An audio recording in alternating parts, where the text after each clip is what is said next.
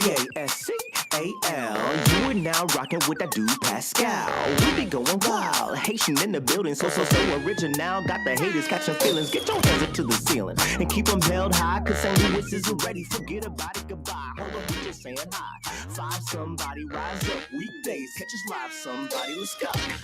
Good afternoon, good evening, and good morning, everybody. Welcome to the Pascal Show. Hope you guys are all doing well out there. Hope this show finds you in good spirits, as it should. Dag nabbit, it should.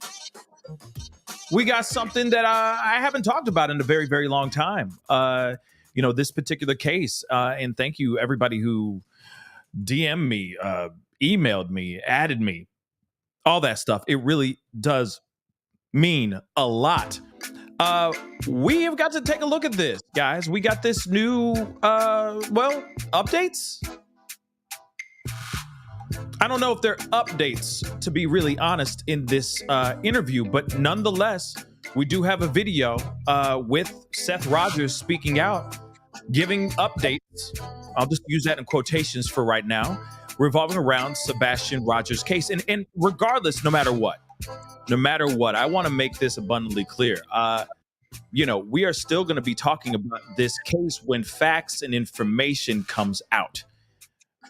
We are steering clear from the drama. As you guys already know, I'm sounding like a broken record. We've already talked about this ad nauseum in the past, and we are going to continue talking about things when things are presented. But there are a few things in this interview that I find to be very interesting. You can see it in the title above, down below, wherever you're watching this show, right here. Okay, so I do appreciate all y'all for being here. So do me a favor, real quick, okay? Do me a solid, hit that like button down below, hit that reaction button if you're watching on other platforms. Don't forget to crush that subscribe button if you're watching on my main channel right here. That'd be greatly appreciated. Go over and hit that follow button on all my social medias, okay? Facebook, Instagram, TikTok, X/Twitter, all of them. I'm right there, okay? This is very impromptu. I just found out about this stuff about an hour or so ago, but I wanted to share this with you guys before the end of the day because it's been a long time since we talked about him, and it's been over 5 months since this young man has gone missing. And there still has been no sign of Sebastian Rogers anywhere. So we got to talk about this for sure. Hit that join button down below. Become a member. That'll be greatly appreciated. Of course, if you want to support even further, go check out Patreon. Patreon.com/The Pascal Show. And of course, also, let's not forget, if you want to support even further, go check out PascalMerch.com. Okay, we got some really nice stuff over there as well. All right, guys, we got to get into this. So let's get straight into the nitty gritty. As you guys already know, we have been covering this case and this unsolved mystery, really, of this young 15-year-old boy by the name of Sebastian Rogers. He went missing out of his mother and his stepfather's home in Hendersonville, Tennessee, out of nowhere, walked out allegedly barefoot, and he has left nothing behind, not one trail. Allegedly, there was a scent, but there's been a lot of debate and conversation about that ad nauseum for the past couple months. But still, no matter what, it doesn't matter. This young boy has yet to be found. We do not know where he is. It has been almost half a year, guys. Almost half a year since this young boy went missing, and he has still not been found. Just put that in your head for a second, okay? Little bee in your bonnet. Think about that for a second. This kid has still not one semblance, not one sock, not one, pair of glasses, not one iota of a clue that could lead us to finding out where he is has been unearthed. It's been pretty crazy. And I still can't believe this myself. Now, obviously, there's been a lot of drama, a lot of things that have been percolating over the past couple months. Let's be real. There's been platforms and so on that have taken this and kind of taken it off the rails. But what really matters more than anything is that we need to stay on the facts and stay on the information on where this young boy is, period. That, I think, is the one thing that we all want to know, right?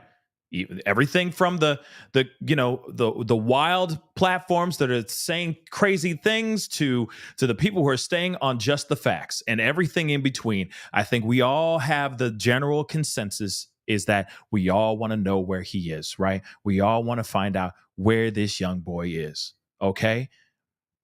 And I hope that we all respectfully stay in that lane, right? Trying to find this young boy. Now, I know that there's been a lot of team Seth, team Proudfoots, like it's just been all over the place, and it is what it is. Get comfortable on your side of the fence. If you're straddling the fence, then that's on you. Get comfortable there too, because honestly, there hasn't been any new information revolving around this young boy's disappearance at all.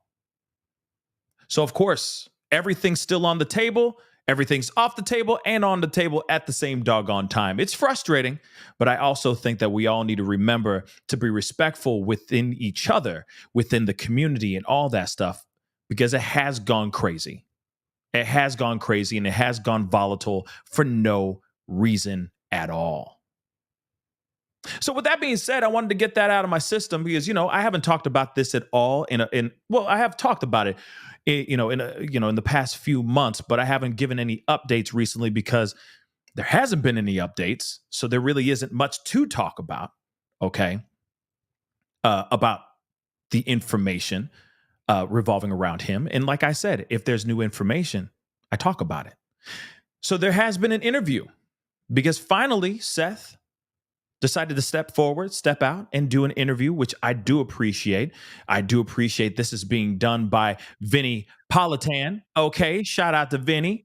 All right, from TV. I appreciate him doing this interview because honestly, we haven't heard.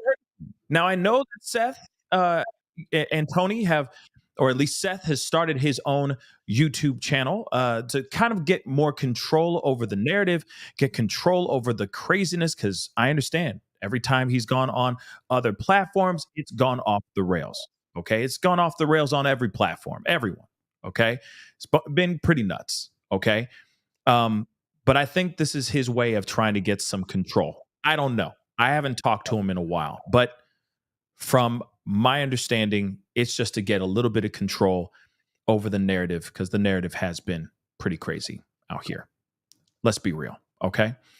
So he finally did an interview with Vinnie, and Tony's there too. And then he brings in a panel of people talking about everything that's going on, which I do appreciate as well. We're not going to watch the whole thing. We're just here to listen to the interview itself. And I do find it very interesting. There's one part in here that I'm going to say now, because obviously it's in the title above, down below, wherever you're watching this show. And what I find very interesting about this is that they're saying, hey, his name is still on the suspect list, which I find to be very weird. Okay, I find that to be very odd, guys. All right, let's be real. Very weird. Okay, so we got to go into this. So let's get into this interview here. Again, don't forget, hit that like button down below, please and thank you. Don't forget to hit that subscribe button as well. Yeah, and you know what? Somebody said, yeah, like another YouTuber was like, getting hit with some sort of temporary restraining order. I don't know what's going on. Okay, like I said, I stepped all the way, but I'm still watching from the nosebleed seats, right?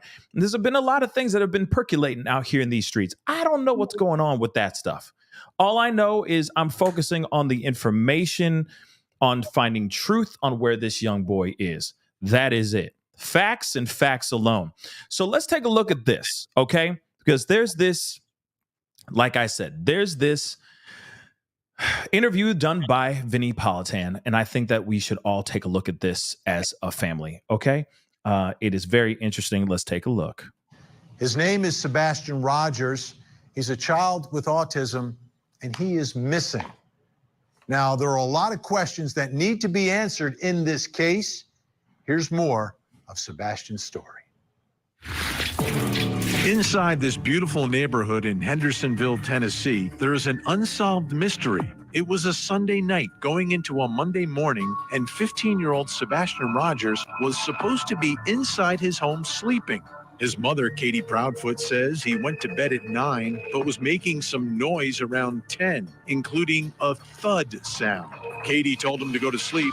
She went to bed at midnight. Then at 6 a.m., Katie woke up. She went to his room to get him ready for school, but Sebastian was gone. She searched the house, and he was nowhere to be found. Sebastian's stepdad, Chris Proudfoot, was not home, and Sebastian's father, Seth Rogers, was at work about 45 minutes away. Police responded and began. Mind you, just what you heard right there is very important to remember, okay? That he was at a job when Sebastian went missing. I know a lot of us are like, we've been known that, but just a quick reminder, because let's be real, he's sitting here saying, like, I should not be on this list at all. I should be taken down. In fact, people are still out here saying that he has something to do with his disappearance, which is, to me, insane. Absolutely insane. And again, with all due respect, he's the only one looking for him that we know of. He's the only one still physically out here looking for his son. We don't hear anything about KP or CP. We don't hear about any of them out here looking for Sebastian at all. Now, again, let me just say this. There is room to be corrected here, but I have yet to hear anything about the Proudfoots out here in these streets trying to find Sebastian, as of late, at least. Okay? I still hear Seth putting in a lot of time and effort trying to find his son. Let's continue. Began trying to figure out what happened. That was February 26, 2024. And as the days, weeks, and months have passed, still no sign of Sebastian, no sign of foul play, and no answers about what happened. Did someone harm Sebastian, or did he just walk away? We're searching for answers as we investigate the mysterious disappearance of Sebastian Rogers. From the beginning, this case has not made a lot of sense because of the lack of evidence, the lack of leads. Word. We need to take a look, though, at the original Amber Alert in this case, because I think it's significant. The Amber Alert went out, issued on behalf of the Sumner County Sheriff's Office for Sebastian Wayne Drake Rogers. Sebastian is a 15-year-old white male, 5'5" tall, 120 pounds, with brown hair and brown eyes. Sebastian was last seen on February 26th, 2024, in the area of Stafford Court in Hendersonville, Tennessee. February 26th. That's the last time he has been seen. So what's going on right now? You know, we profile missing children all the time, every night.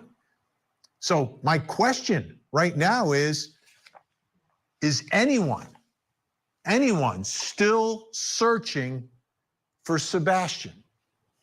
Let me bring in my special guest, someone I know is still searching.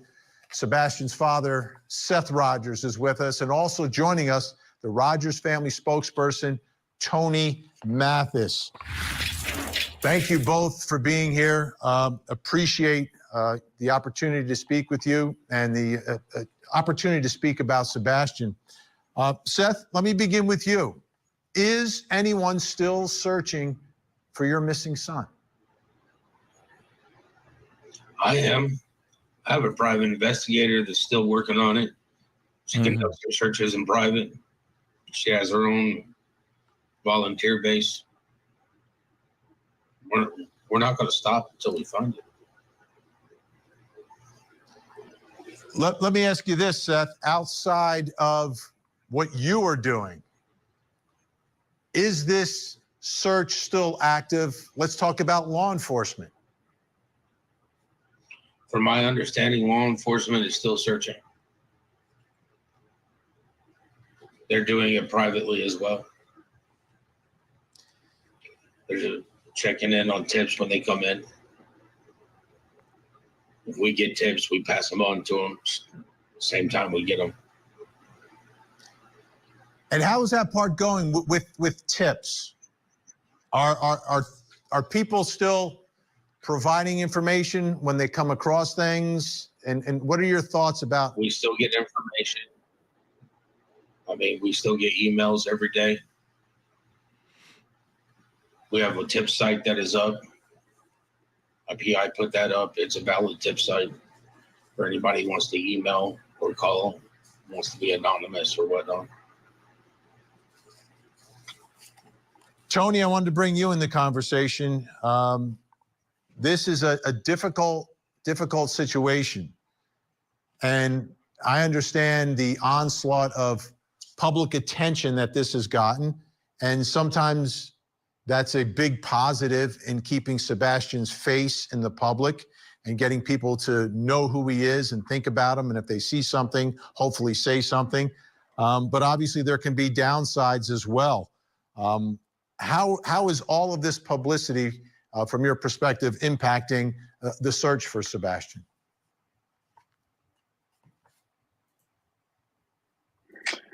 Well, we don't really believe that any of the media attention, social media attention, any of that is really going to impact what law enforcement's doing one way or another. It does impact the father, that I represent, Seth. We thank all the creators out there that continue to keep Sebastian's name out and do it in a positive way.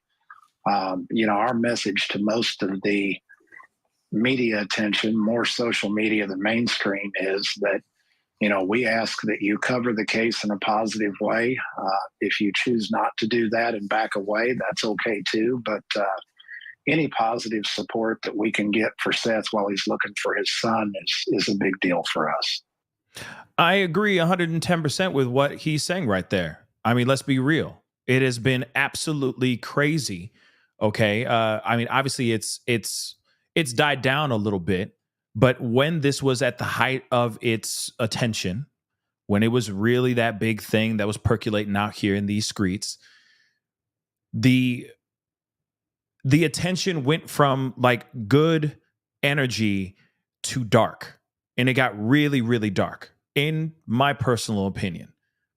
It got to the place where we forgot why we were all congregating and getting together and talking about this in the first place. It got dark. And I'm not saying the information that was said through Seth. I think that there was more information that just started to. There was all these things that were just being made up, rumors, so on and so forth, to the point where it was like, wait, aren't we here to find Sebastian? Not just spread speculation and ridiculousness? That's just my personal opinion, right?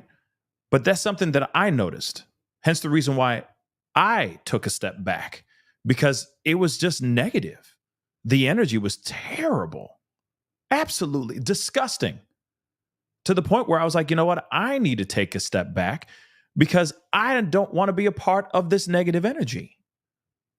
If I'm going to tell the story about Sebastian, I'm going to try to do it as best as I can with facts and information, not running around spreading rumors just so I can get a few views. Real talk. We all should be better than that. Just saying. Like I said, I've never given up on this case. I'm just waiting for more information. I'm not a private eye. I'm not a detective. I'm not connected to, I don't have sources to local law enforcement or anything of that sort. Okay. Or local law enforcement over in Hendersonville. Okay. I don't have any access to that. All I get is the information that I get, like you guys get, through YouTube or the news, right? Articles and whatnot that are put out in front of you, right? So, of course, things slow down when you have nothing to cover about that case. And also, I'm not going to just put his face on a thumbnail and then just talk about him for 5 seconds and then just talk trash for 3 hours. I don't do that. That's not my platform. There are plenty other platforms that do that. And if that's something that you enjoy, by all means, enjoy it. But that's not what we do here on this show. Okay? So that's the reason why, and I've said this before, why I stepped back, because it was filled with too much venom, too much negativity. For what reason? No reason at all. And like I said, was not helping this case. So when he's saying, hey, positive, covering this case positively, that's exactly what he's talking about. Going forward with grace, going forward with a good heart, not, oh, let's just trash talk each other and turn this into some drama stuff and attack each other. That is not what we're supposed to be doing.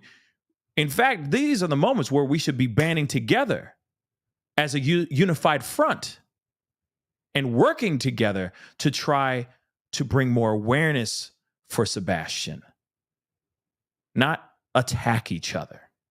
That's what he means. I mean, at least that's what that's how I'm assuming or breaking this down when he says, hey, when you talk about it positively. Give us the facts.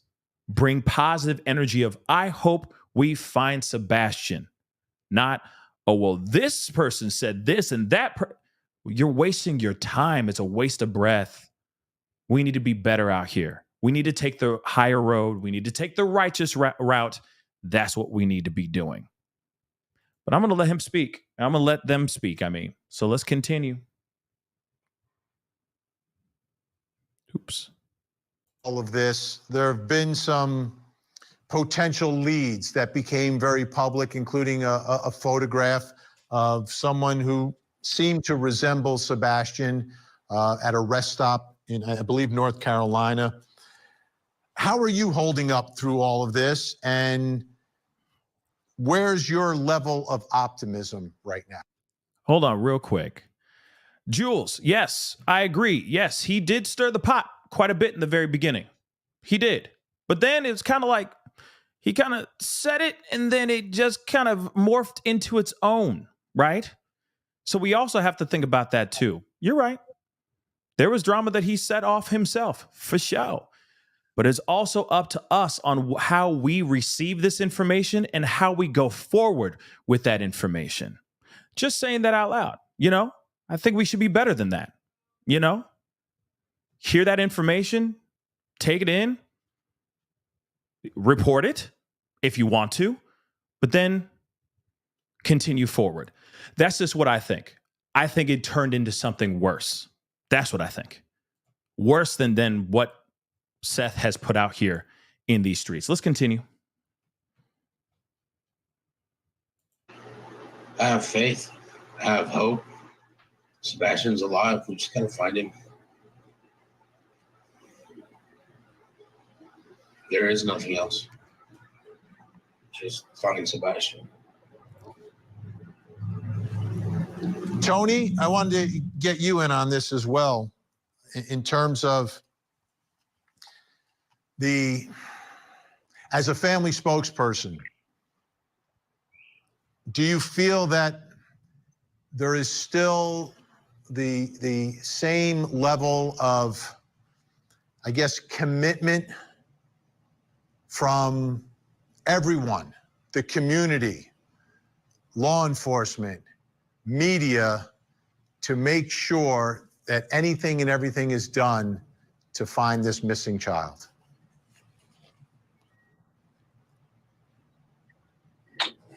Well, Vinny, I think that it's our job to keep his name out there in the community. All of our job on Seth's team, and of course I represent just Seth.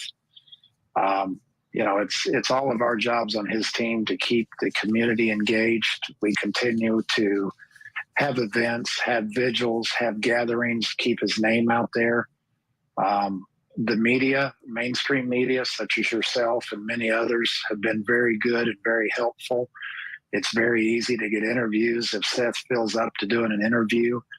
I think the X factor for us is law enforcement. I think that the communication it's been a bit lacking, at least as far as Seth and I are concerned. You know, we don't really know what it is they're doing. We have faith. We heavily back the blue. Of course, you know, Seth is in law enforcement. I live in Oklahoma. We strongly back the blue in my community.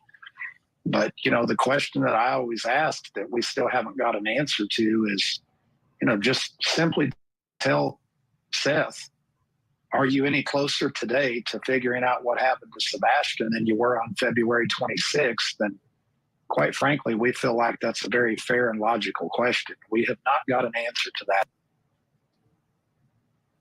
That has to be absolutely excruciating. By the way, folks, as you watch, you'll see on the bottom of your screen numbers and places you can contact if you have any information. Seth, how are you holding up? I'm always concerned about you going through this. I've spoken with other parents through the years. I got a strong sense from them what it can be like. How are you holding up? It's more like 1 minute at a time, 1 hour at a time. You know, it doesn't really seem like it's been 5 months. It's just you lose track of time. I mean, all you're doing is thinking about the next place to go look, what the next thing needs to be done, and just trying to stay positive, trying to stay focused on finding my son and what's the next step to do.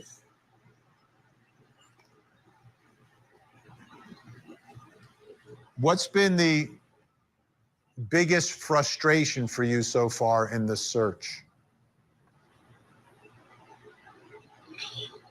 Not getting much in terms of information wise. The last thing that I was really informed of by the sheriff's office is they don't have anything stating that he left the house. And that's pretty much, you know, that's it. But obviously he's not there, or else we wouldn't be looking for him. You know, there's no sightings. There's nothing. Just went poof. Things just don't make sense. And I agree. None of this is making any sense. I mean, still, we've been sitting here for months now. It's almost 6 months, guys, right? Almost 6 months. And we still don't know anything yet. It's frustrating. And we're on the sidelines. We're not living this every single day. Seth, the Proudfoots, any other person that's been connected to this case that is family, that cares about the well-being of Sebastian, wakes up every single day wondering where Sebastian is. That is the first thing they think about, and it's the last thing they think about when they go to bed. Ain't that something? The other thing, though, too, that's very frustrating to me as well is that law enforcement is still not in contact, or at least not showing up and being transparent with Seth at all as well. I find that weird because let's be real. In the height of everything, it was pretty crazy. Let's be real. We already know that. It was pretty crazy. There was a lot of things that he was saying too. Let's be real. Okay. We got to keep it real. There was a lot of things that he was saying that were very extreme. Sometimes he was popping off out the mouth, right? And law enforcement did not like that at all. Now things have changed, at least from what I've gathered. Things have kind of subsided. Things have kind of slowed down as far as him getting out here on interviews and calling into shows and all that stuff. Things have calmed down. So you'd think that law enforcement would look at that, TBI, whatever the hell you want to call him, at least they would look at that and go, well, you know, he's calmed down. Things have calmed down. So maybe we can open up the information line towards him and let him know what's going on. Listen, this is still the only person that's out here looking for his son. As far as we know, like I said, as far as we know, we have not heard anything or have seen any proof of Katie Proudfoot or Chris Proudfoot out here in these streets looking for Sebastian that we know of to date right now. I would love to be corrected, okay, if it's otherwise. But I have yet to hear anything about them going out here and trying to find him, okay? And of course, they're not doing any interviews or anything of that sort as of late. I mean, I don't know. Maybe he's popping on other, maybe Chris Proudfoot is going on other people's shows and whatnot. I don't know.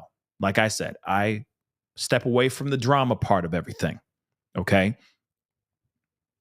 But what I do find interesting is that law enforcement still to this day, at least from what we've gathered here in this interview, is that they have not opened up the communication lines with Seth. I find that very weird and extremely tragic because, let's be real, he needs to know. Seth should know exactly what's going on. If there are new updates and whatnot, he needs to know. I think we can all agree on that. All right. Yes, you got to remember, too, if you were in Seth's shoes, how would you react? I mean, really, really, really, really. Think about that for a second. If you were in Seth's shoes, your son, your daughter, whatever, your loved one goes missing out of nowhere, poof, out of thin air. One time he said he used a Jedi, it's like he used a Jedi trick and floated out the front door, right? Nowhere to be found, no traces of him whatsoever. Imagine that being your own kid. How would you react? Would you act all diplomatic all day, every day? Probably not. There'd be bad moments. There'd be moments where you're talking out the side of your neck. There'd be moments where you're talking bad. There'd be things where you lose your cool. Those things would happen because you're human.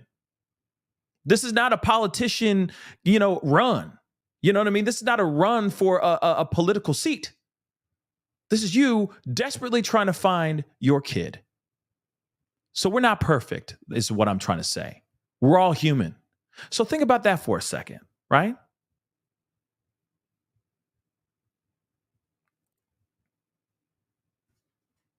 Think about that for a second. If you're going to keep that line of communication open, allegedly with the Proudfoots, then you should keep that open with the biological father of this kid. That's what I truly think. Because let's be real. Those two, if I'm correct, aren't they still on the suspect list too? Aren't they? You're letting them know what's going on. But what about Seth? I think that's trash in my personal opinion. Okay? But let's continue on. First of all, we're talking about a male child that left his house with nothing. A teenager that left the house with nothing. No phone, no switch, possibly no shoes, no backpack. I mean, completely unprepared. That's No money. It's not how he leaves the house to go somewhere with me. No doubt. And the other thing is Heidi just said, I don't believe they're giving they're giving the Proudfoots any info. And if that's the case, that might be new or that might be of recent info. And I hope you're right, Heidi. You know what I mean? I would hope that they aren't, right? I would hope that they're letting Seth or they're not letting anybody know anything, that they're just playing everything close to the vest. Because if they're treating him or if he's on the list, they should be on the list too, period, right? Even if someone can vouch, even though, Chris Proudfoot has an alibi, even though Seth has an alibi. You see what I'm saying? It's like, okay, if Seth is still on the list and he's on camera at work, that should be the same thing with Chris. He should be, doesn't matter if he's been caught on camera at work too. He should, if Seth is on the list, Chris should be on the list as well still too. But the main person, I'm going to say this and I don't care. The main person we all should be side-eyeing, I am sorry, but that's Katie Proudfoot. That's KP all day long. Sorry. Katie is the last one to see this young boy alive. She says she heard a thud and then didn't go and check on him. Woke up the next morning to wake him up to go to school and he was gone. He is the last person allegedly, to see this young boy alive. And of course, there's speculation and rumor out here saying that they believe that he may not even made it back home that night from Texas Roadhouse. So I'm just saying, if you're looking at Seth and saying, well, you say you were at work and we see you on the security cam, but maybe you really weren't, you should be saying the same doggone thing about Chris, and then you should definitely be looking at Katie Proudfoot hard. Just saying, okay? Just saying. Yes, Jules, you know what? I agree with that, right? She lied about that, right? She holds the answers. Come on, y'all. She holds the answers. And see, this is what's so sad about this case. Everyone's sitting there because, like I said this before in the past, this is like ravenous dogs. We're all hungry for information. And when we don't get the information that we want, we turn on each other and we start to cannibalize each other instead of focusing on the main goal, which is getting the answers, getting the info. And the main person that should have most of the answers, let's be real, KP. Technically, she is the last person to see Sebastian alive. But everyone's turning on each other and being like, just like pointing fingers at what? At what? For what reason? We are wasting breath and time and drama and energy for nothing. The person that knows something is her.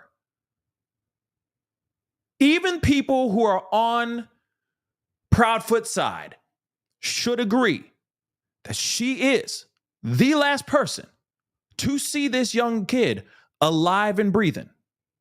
Whether he was taken or his life was taken, the last person to see this kid alive is KP. Or later on in this interview or later on in this conversation, they even say, if you really think about it, the last person other than KP to see Sebastian alive and breathing is the waitress or people at that restaurant at Texas Roadhouse when he was having the best day ever. A meal to cap off the best day ever. So you got the server that served them. He gets in a car. He allegedly goes home and then he disappears. She hears a bump in the night, wakes up the next morning, he gone. I'm just saying, she is the only one with him.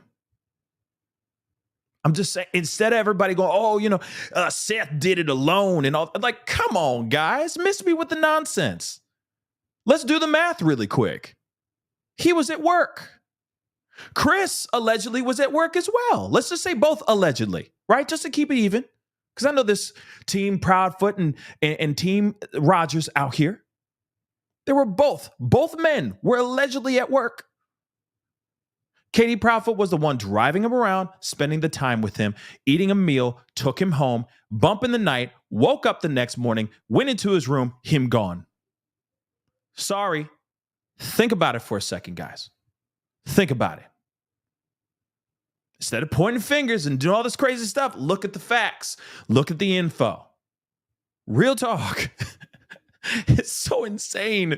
This is the reason why I'm like, step back. We're going to look at this with info when we get facts, and that's it. Because y'all lost your doggone minds. I'm going to say it.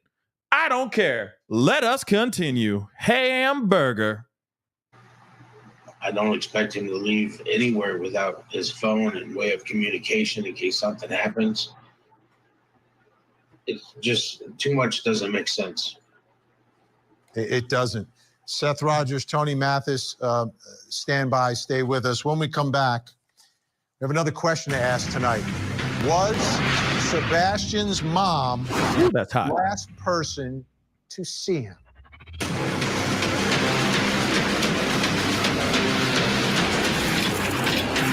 Hamburger. Woo! So intense. Okay, listen. And to advance the investigation. It is not gone to a place where anybody has forgotten about him or is not pursuing this. The parents have been cooperative throughout at the beginning of the investigation. They have pretty much done whatever law enforcement has asked of them. That's TBI talking about the case of missing 15-year-old Sebastian Rogers. So parents are cooperating. Now, his situation, his parents aren't together anymore. So his mom, he has a stepfather, and he has a dad, and they're all in the same area when all of this. Sorry, I got to do this really quick. Shout out to Vinnie Politan. All right. I appreciate him bringing this up. Because honestly, I'm going to be real. I think he is the only person I can think of, aside from like maybe Banfield or a mainstream news channel that could actually cover this without getting some sort of hate, vitriol, any type of craziness that has been coming people's way whenever they have covered this case. So huge shout out to him for bringing this case up and talking about it again, because yes, it will be 6 months in just a few weeks. It'll be 6 months since this young kid was seen. Again, this is the reason why we're bringing this up too. Not only is it because, hey, this, my boy Vinny, okay, and I love how he interviews and I love his show, but also the fact that it's like, holy crap, it is almost 6 months, guys. It is almost 6 months. And we still have nothing. You heard the first part of this interview. And did we hear anything new? Don't worry, I'll wait. No, I won't. No! We haven't heard a damn thing. Nothing new so far, guys. Nothing. Zero. Bupkis, as some would say. Ain't that about you fill in the blank? Almost 6 months. But honestly, I feel like he's one of the only platforms that could actually do this properly without it being like, rah, right? And I do appreciate that. Okay? So let's continue on. Oh, and by the way, shameless plug, because we gotta live here. Hit that like button down below. Don't forget to hit that subscribe button. Listen, guys, I talk about a lot of stuff on this show, everything from true crime to politics to trending pop culture news and all that stuff and everything in between. So if you do appreciate the way I tell these stories, all right, please crush that subscribe button. Please and thank you. We talk about a lot of stuff on this channel. All right. Hit that like button down below. Again, hit it. Let me get it past. I would love to see it go past. Let's see where we at. Man, let's get it to 600 likes. If you can. No pressure. If you can't, it's okay. But if you can, help a channel out. Hit that like button down below. All right. Let's get into this. Let's continue on. This was happening, the same general area. But I want to play you something, which was an interview that was done with Sebastian's mother, Katie Proudfoot. Her and her husband sat down with the YouTube channel Chronicles of Olivia, and she explained the last time that she saw Sebastian. He said, all right, good night, Mama. Good night, puppies. Love you. He went to bed. He was doing something in his room because about an hour later I heard some noise and I was like, I don't care what you're doing in there, but go to sleep. And about midnight I got up and I went to bed. And 6 o'clock I went to wake him up for school Monday morning. And that's when he wasn't here. So Sebastian went to bed. They're in the same house, different parts of the house. She heard a thud noise, but didn't go to see him. But what was going on with that alleged thud noise, and who was with him? Was there anyone with him at that moment? Or, bringing me to my next question, was Sebastian's mother the last person to see him? Good question. Was she the last one? Was there someone else that came to the house that night? Or is there some other story? Our guests are still with us. Seth Rogers, Sebastian's father, and Tony Mathis, the family spokesperson. Seth, from your perspective, I know you've listened to every potential piece of information that's been available in this case, that's been made available. To me, that thud noise, I've always thought about that, what that could have been if it happened, right? What are your thoughts about Sebastian's mom? Do you believe she's the last person to see Sebastian before he disappeared? I'd say yes. I mean, he was in her house. She's the one that put him to bed. She'd be the last person to have seen him. I want to say this really quick, all right? Because I know some people feel some type of way about that. About him saying, hey, she's the last one to see him alive. She's the last one to see him before he went and disappeared. Let me just send this all the way home for y'all. He's speaking from logic. That's it. So before everyone gets in their emotions, before people who, because I understand that there are people even in the house, maybe some of you are watching without even commenting, you know, you're watching in the nosebleed seats. I see you. Appreciate you watching. But even though you guys are out here saying, hey, you might be team them, team Proudfoots, that's okay. There's nothing wrong with that. If you truly feel that they have nothing to do with this, then that's what you feel. But Seth is talking logic here. She is the last person to see him alive. That is logic, guys. There's no argument or arguing around that. Now, here's the thing, though. And let's be honest and let's be real and keep it even. There's still a good possibility that somebody got into the house and took him. There's still a possibility of that. Why do I say that? Because there's no other proof otherwise. He could have gotten up and walked out. He could have been carried out. He could have been unalived and carried out. There's so many possibilities. Just saying. So we got to keep it still somewhat even here. But the fact of the matter is this, speaking logically and speaking on just facts, Katie Proudfoot is the last person to allegedly see him inside the house. And as I'm seeing in the comments, I agree. Absolutely. She holds the answers. She has the answers. Let's be real too. Let's think about this for a second before we continue on. You know, we haven't talked about this in about a month. Okay, we watched something. There was an interview with one of the neighbors talking about the trash and all that stuff. We talked about that, which was very interesting, and I appreciated that interview being done. But let's talk about this, okay?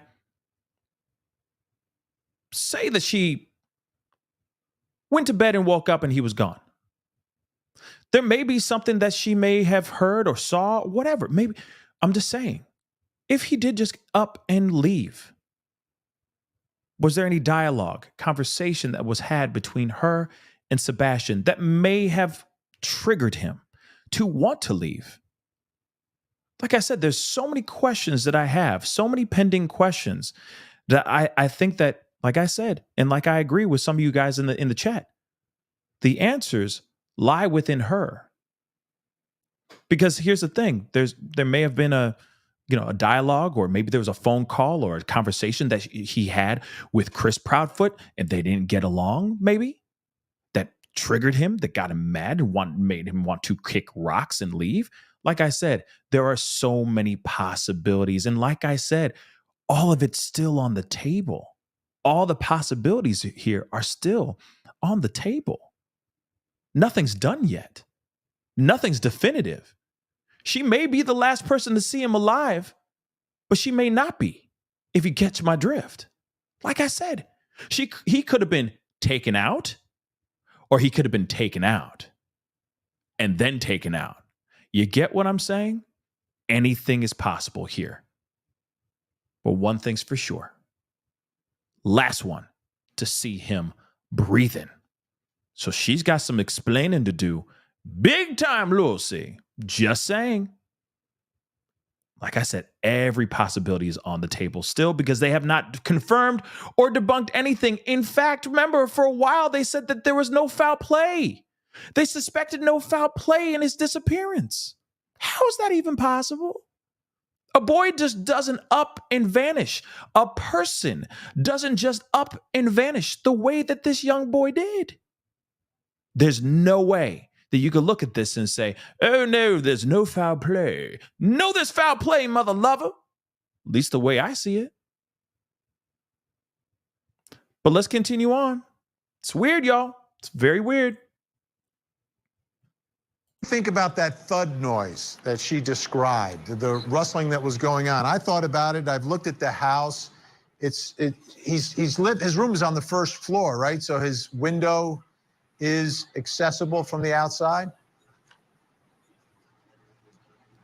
It would be, I believe, but I know law enforcement went around the house and stated that none of the windows or screens had been tampered with.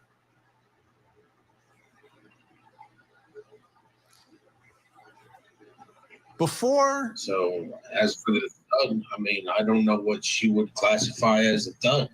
If I heard something in his room I know I'd go check on him just because I want to make sure he's okay. I mean, he's got a medical condition that would definitely mean I need to go check on him just to make sure he's okay. And have you spoken with his mom about that night at all? Have you had any sort of conversation, either just the two of you or with other people there?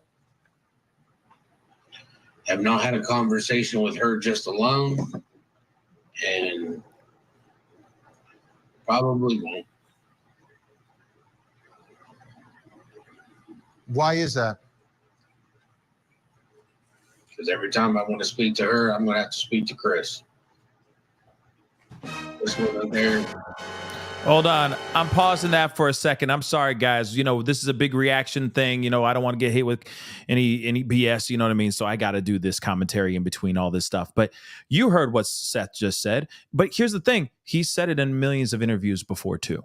No disrespect to Vinnie Politan or Court TV. Shout out to them. But all I'm saying is that we've heard him say this before. Okay?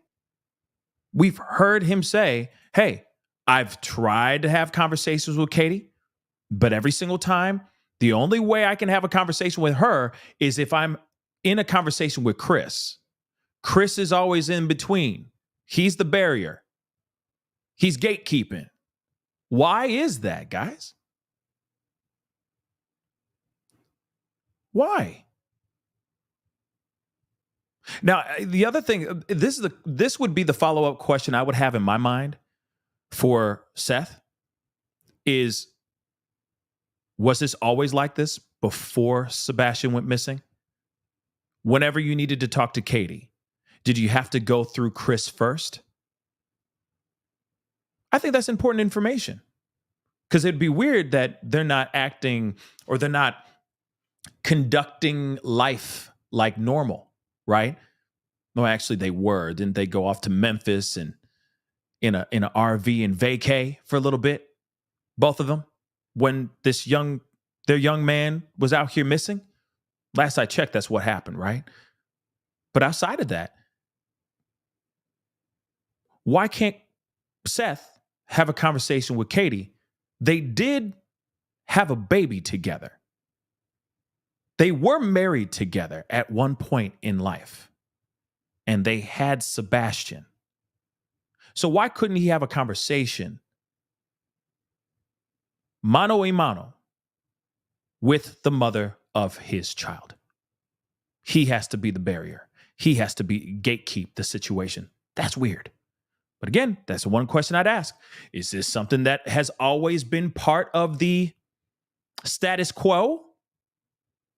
Or did this suddenly just happen since Sebastian went missing? Something to think about. Let's rock and roll. I don't know why he needs to be involved in a conversation about what happened that night. And if he was on a phone call, then maybe he can tell us what the thud was. Mm-hmm. How about the rest of the day leading up to the point that Sebastian got home? Who was the last person other than his mom to see him. And have you spoken with that person? No, I guess the last person to see him besides his mom would be, the waitress at at Texas Roadhouse. And Tony, as we try to track and figure out who interacted with Sebastian, where he could have gone, how this could have happened. From your perspective, what are the lingering questions that you see in this case as well?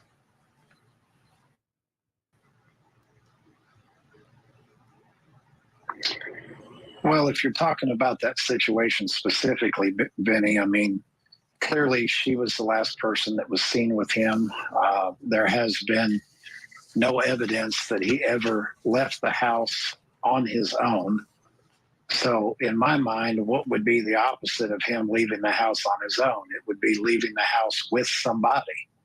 Well, the only somebody, admittingly, by Katie that was in that house was her. So clearly we have some questions there. But my bigger question as Seth's spokesperson, and where I would ask Court TV to give us some assistance is, we have video evidence that shows that Seth was at work. We've had all of his electronic devices that have been seized and dumped. We'd like to know why Seth still hasn't been cleared, or what they might need from Seth and or myself to get him cleared. So they have not cleared. I didn't realize that. I just didn't realize that was the situation. So not at all. So my guess is if they haven't cleared him, that may explain some of the lack of communication that is going back and forth in this case. Now, one thing I do want to say, and that's interesting because, even Vinny's like, what? That's new information to me.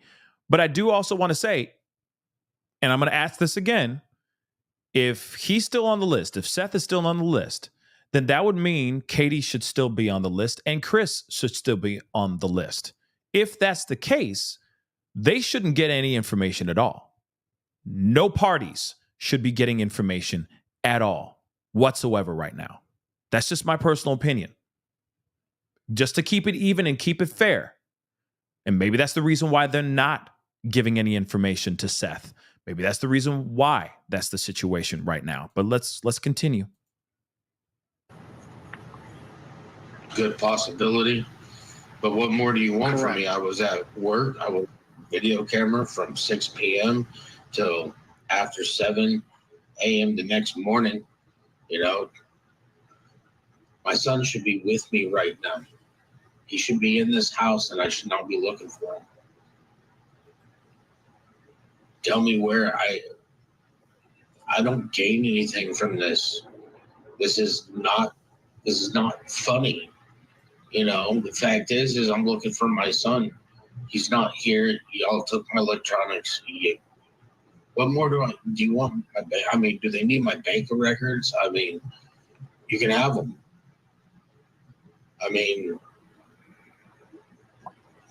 I don't understand what I have to do to get cleared. We're willing to do anything to get it cleared, Vinny. Go ahead, Tony. There are resources.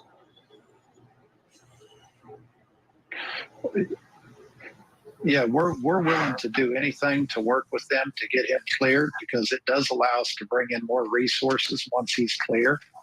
And if the video evidence, the phone data, and whatever else they may need isn't enough, then we'd simply like us to tell them, why is it that he hasn't been cleared? He did a polygraph test with a well-known FBI polygrapher that Nancy Grace set up, and he passed that with flying colors. So, we're out of time, unfortunately. Tony, I'm sorry I have to cut you off there. We're out of time, but thank you both for joining us. We'll still look for those answers as the investigation continues. Okay. So now you saw all that. Okay, because the rest is like a panel, and I highly, highly, highly, highly, highly recommend y'all going and checking out the rest of it, because there are some things that are being said by the panel that are very thought provoking. To be really, really honest, you got Chris McDonough on there, and a bunch of other people that are a part of the panel, and I think they're really good. In fact, I'm actually mentioned in here too. Actually, you know what? Shameless plug. Why not? Why not? We're gonna play a little bit because I'm in here somewhere. I don't know where exactly, but I'm in here. I'm in the show. I made the show, guys. Damn. See Chris McDonough. Where is it at? Where am I? I'm in here somewhere. There I am. Look at that. We made the show, y'all. We made the show. Hey, you know what I mean? Let's hear a little bit of this. Could you maybe expand on that or explain a little bit more about that? One of the dog handlers told me first day, Wow. Monday, that the dog popped to a trail and they followed it and went all the way around and it ended in a construction site, but it ended. It's like there was nothing there. Right. And that's a little odd, Which right? leads me to believe that, well, if it ends, normally the ends when you stop traveling on foot. From my understanding, that would mean that he got into a car. Okay, let's follow up on that. Yeah. So, of course, yeah, that's weird, double Pascal, you know what I mean? But hey, very interesting information, right? And then, of course, he's just kind of doing a big swoop, overview of everything that's gone on in this particular case. And of course, like I said, we haven't talked about it in about a month and a half, maybe a month. I don't know. I don't remember the last time when the neighbor came out and spoke out. I don't remember how long ago that was. We've covered so many things on this show, but I did want to make sure that I brought it up again because, again, it's almost 6 months since he's last been seen, this young kid. And again, he's 15 years old, okay? Male, white, brown hair, brown eyes, 5'5". Hold on, let me kill this echo, okay? Missing from Sumner County, Tennessee, all right? 5'5", 120 pounds, okay? And again, he was last seen on February 26th. That's almost 6 months from now, guys. We're rounding 6 months. And this kid has not been found because, allegedly, from what his mother has said, she heard a bump in the night. She did not go and check on him until the next morning when it was time to get up and get ready for school. He went to go to school. She went in there to check in on him in his room, and he was nowhere to be found. He left with a flashlight and the PJs on his back. That's literally it. No shoes at all. Remember, this is also a kid that does not like to be out here barefoot in the streets at all. He has autism as well. Let's not forget that as well. Okay? And he's high functioning, and yet he is still nowhere to be found.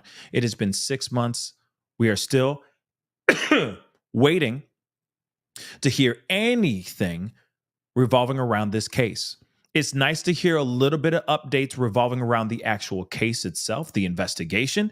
It is really sad to hear that this family, or all the family, still has not heard anything, by the way. No new updates, no new news at all. And that's sad. That's extremely sad and terrifying if you really think about it. Absolutely terrifying. Okay? But of course, we still are going to talk about this case. We still are going to bring awareness to this case whenever we can, whenever there is any movement as far as facts. Like I said, there's been some drama that's percolated over the past couple weeks, but that does not help. In my personal opinion, that is not pertaining to the actual search for this young boy. It isn't. It's not. And I hope whatever happens gets sorted out in the best way possible, honestly. But at the same time, when we get more information and more facts, we'll talk about it. But I did want to bring awareness to this. You guys sent this to me, and I appreciated you guys sending this to me and me getting an opportunity to see this, because honestly, it was like, oh my gosh, you get busy talking about a billion other cases, a billion other situations. So it's nice to get my eyes on this and hear some updates from Seth. Now, the thing is, are we ever going to hear any updates from the Proudfoots? That's something I'd love to hear relatively soon. But only time will tell. But like I said, we have to be 110% kind and try to be understanding with these cases. I know we get very, very emotional. We get very, very passionate about these cases. Shoot, we get very passionate about everything. Okay? Shoot, we talk about politics. We'll talk about pop culture. Everybody crazy about everything.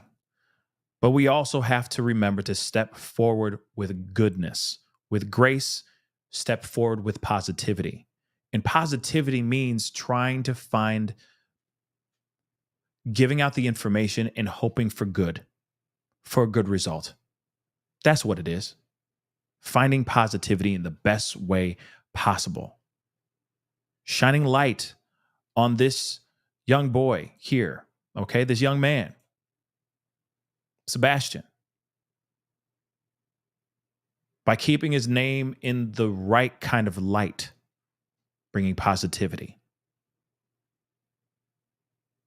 Again, still, something that we all should remember is that the last person, literally, logically speaking, the last person to see this young boy alive that we know of is the mother.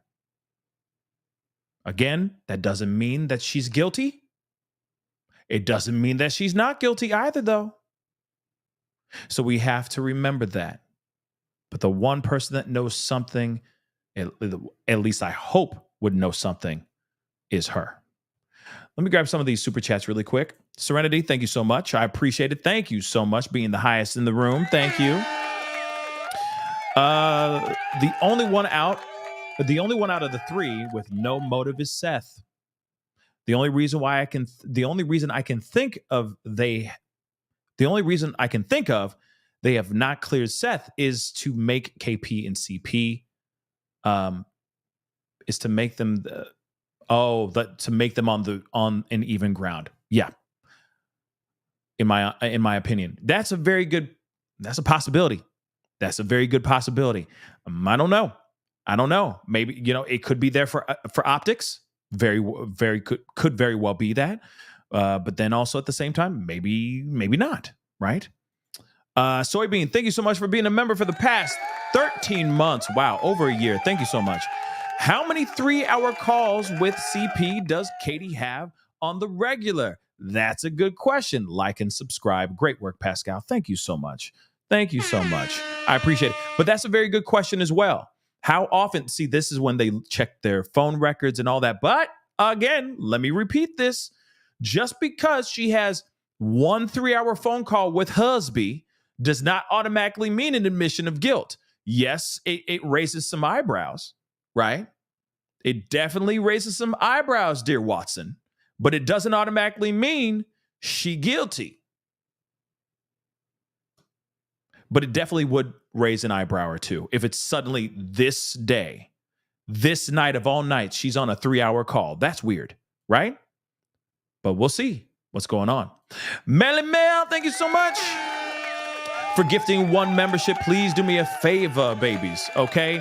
Do something positive. Whoever just got gifted this membership, please pay it forward. Buy somebody a meal. Buy somebody a drink. Give somebody a hug. Call somebody and let them know that you love them. Pay it forward. Pay it forward. That's all I ask. It's a very simple ask, okay? Pay it forward. That's some positivity just given to you, all right?